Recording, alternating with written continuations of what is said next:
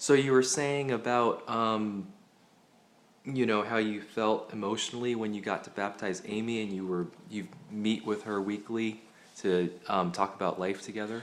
Yes, she's one of the people that I mentor specifically, and her and I've just watched her grow so much, and she's really, really important to me. And it was really great because I also didn't know that being staff I was allowed to baptize people, and so that was a really exciting moment to find that out. We were at the conference, and I was asking Robbie, our director, about what time she needed to be ready, whether it was going to be on Saturday night or Sunday morning we were going to do it, just to let her know because she'd been asking me. And so I asked her, I said, so when are you baptizing her? And I also asked if it would be okay if I stood next to her in the pool while we did it, to just be a friend and everything. And he goes, you can do it if you want. And I got really excited. I was like, are you being serious? You're not joking with me, right? Like, am I allowed to do that? He's like, yeah, you're staff. You can baptize her. Got very excited. I found this out Friday night. I didn't tell her till almost right before we baptized her. I told her late Saturday night, and when I told her, she got all excited, and we had to talk about it, and it was really sweet. It was it was a very emotional moment because her and I both were excited because of our relationship, that I was the person that got to do it. Although she had no problem with Robbie doing it, of course. She was just excited it was me, and I was excited because it's the first person I've ever baptized, and because it was someone who meant so much to me. I was actually shaking when I was baptizing her because I was so excited. And it was really beautiful. Like, it just really, really touched my heart, and I'm surprised that I didn't cry. It was really beautiful. Do you hope you'll get to baptize more people in the future? Yes, I want to do campus ministry and other types of ministry full time with my life. So I hope this is one of many students that I get to sit and mentor with, and then walk into, accepting Jesus for the first time, or baptism, or being there when they're filled with the Holy Spirit. I look forward to moments like that. What has been your favorite memory from Chi Alpha? I don't have one. Off the top of my head, probably baptizing Amy was a big deal. Through Chi Alpha, meeting Alicia, because I got to be her maid of honor, and that was really important to share that part of her life, and she's still a big part of my life. She now actually, her and her husband sponsor me as a staff member. That just means a lot. And then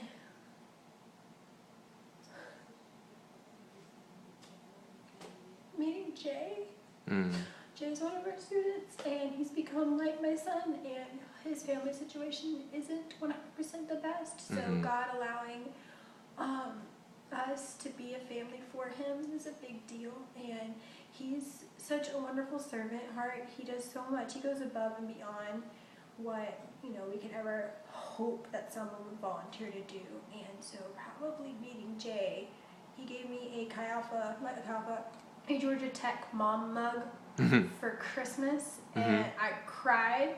I still cry sometimes when I use it, and it was probably my favorite Christmas present this year.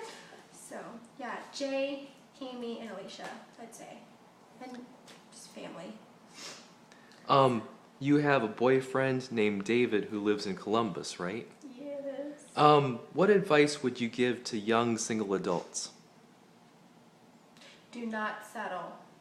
I was in a relationship before where we were unequally yoked, and we weren't on the same page with what we wanted to do with our life, and it was very difficult because I kind of had to encourage him and lead him a lot in areas where I'm not called to lead him, and you're called to be equal with someone. And there were a lot of people that I talked to about possibly dating, and I kept hearing God, just really strongly in my heart, no, not that person, no, not this person, no, not this person, and really just waited.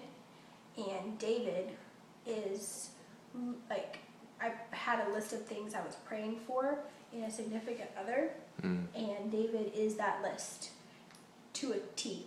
His strengths in the Lord are the ones I was hoping for, the way he encourages me, the way he loves my family, and little things like he appreciates my fandoms with me, and he does music with me and dances with me, little things like that, little things that are kind of like the icing on the cake. But if you're obedient and you wait, then you really can see God's best for your life. And I'm very grateful that I ended the relationship that I did, and I'm very grateful that I said no, or let God tell me no, not to date certain people, because if I had dated them, I wouldn't have David.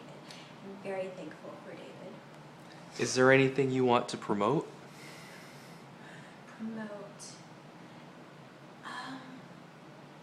I would say if you listen to this podcast through some happenstance you came across it and you don't know that God loves you, then I would say just know this, that no matter who you are, what walk of life you've come from, no matter how many times you've failed or messed up, that God has love for you and He wants a relationship with you. And that's what I would say to promote, is that I've experienced so much of God's love and who He is, and just seeing so many people change completely from where they were, be set free from things just because of God's love.